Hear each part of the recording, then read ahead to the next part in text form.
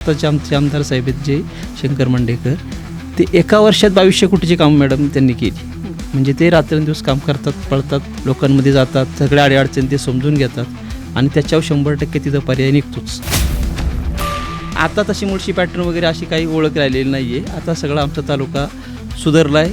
गुन्हेगारी वगैरे आता मी गुन्हेगार जे होते ते सुद्धा बऱ्यापैकी त्याच्यातून बऱ्यापैकी बाहेर पडलेले आहेत.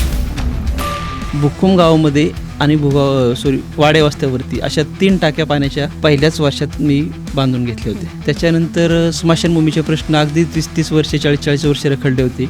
रस्त्याचे प्रश्न 20-20 वर्षे रखडले होते. ते रस्त्याचे प्रश्न सोडवले होते.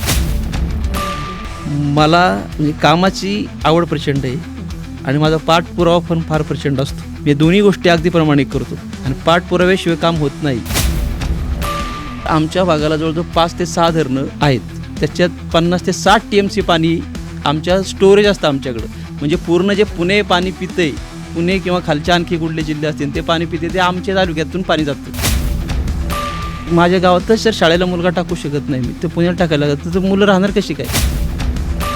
या कारणामुळं काय झालं, गावाकडं फक्त लोक राहिली आणि तरुण वर्ग माझा मित्रपरिवार सगळा पुण्यात राहायला आला आणि हे चित्र आपल्याला बदलायचे. शंकर भाऊ पण कामाच्या बाबतीत फास्ट आहेत आणि अजितदादा पण ॲप्रोल करायला पण फास्ट आहेत आणि त्यांची अंमलबजावणी पण फास्ट असते.